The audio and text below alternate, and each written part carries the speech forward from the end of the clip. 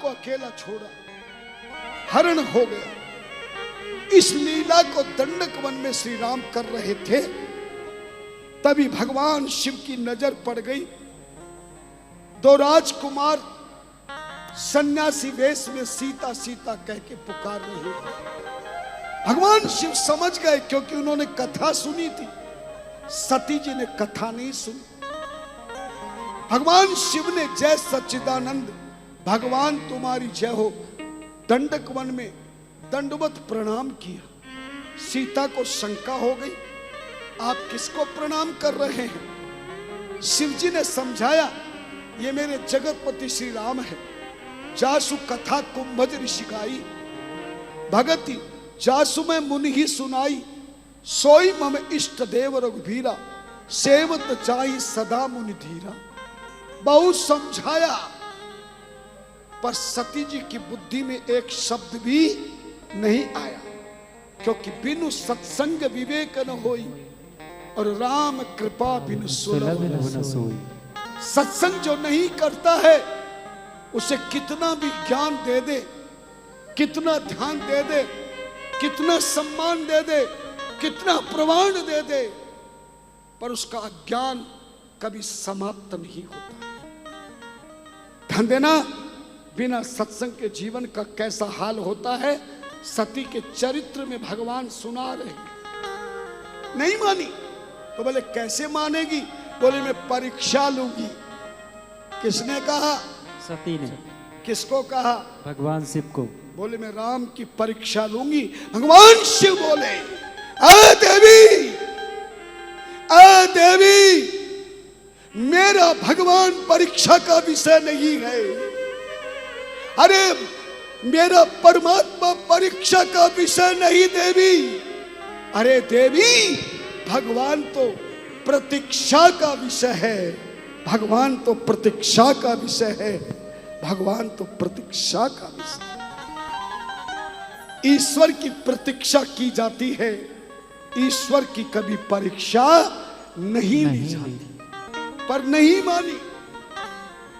पुनि पुनि हृदय विचार कर, धर सीता का रूप, आगे होई चली पंत तेही, जय आवई नरभू। सीता का रूप बना के चली गई।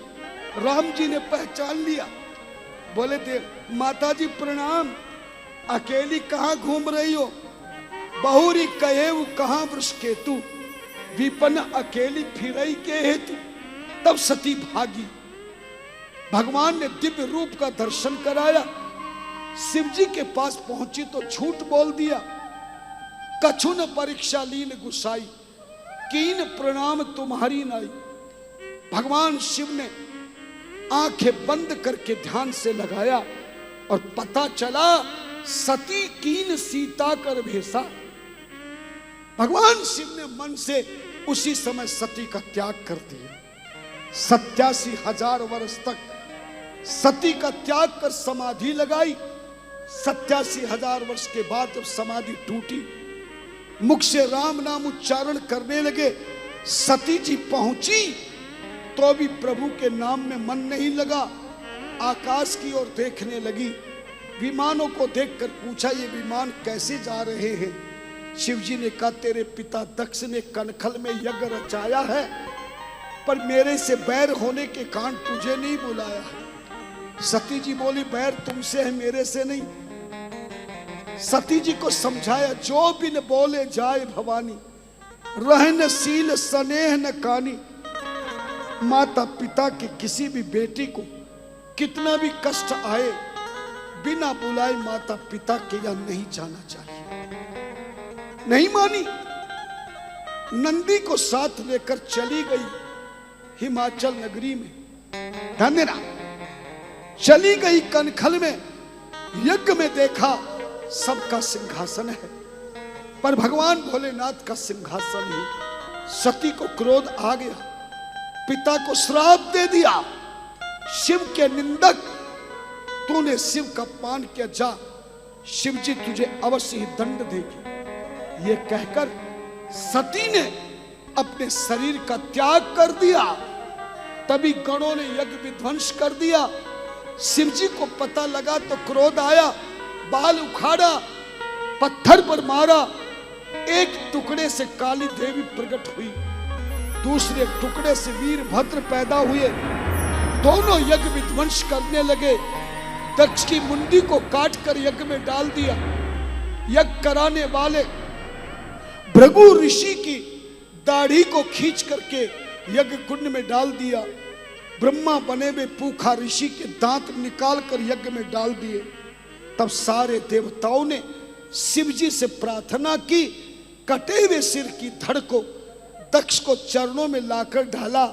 तब शिव जी ने कृपा की और उस दक्ष को बकरे का सर लगाया, पूखा को बकरे की दाढ़ी लगाई, पूखा को बकरे के दांत लगाए और भृगु जी को बकरे की दाढ़ी लगाई। पूर्ण यज्ञ रचाया।